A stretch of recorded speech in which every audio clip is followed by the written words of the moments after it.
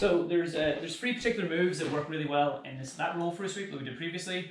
If the person's keeping their knee away from you, you also have the opportunity of coming up. So everything's the same as before. We get our underhook, we pull it forward, inside hook, outside hook transition, pull the leg, get a good bite on it, pop the knee here, and see the way his knee, if he's putting his knee away from me a bit, like slide your knee away from me, so like this one, yeah, all the way, like that.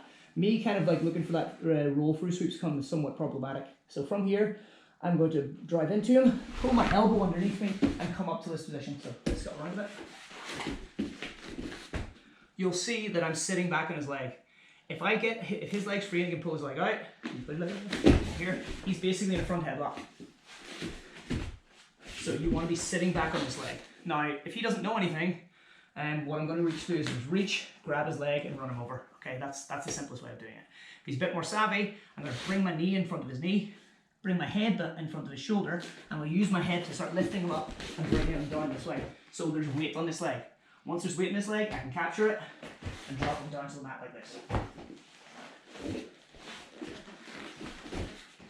You'll also see that every time I take an underhook and hutch, he's wrapping his arm around my arm. That's to prevent me going from his to his back. So if I'm here and he doesn't do that, I'm already on his back, which is a bad spot. Okay, so make sure the defensive responsibility for the person on top is wrapping their arm around the arm in most of these sweeps. Okay, so everything's the same as before. I cut through, bring the knee through here, and his knee's away from me. So kind of rolling him over is not gonna work. I pull my elbow underneath me, push up, and sit down on the leg. From here, if I can just reach that, I will.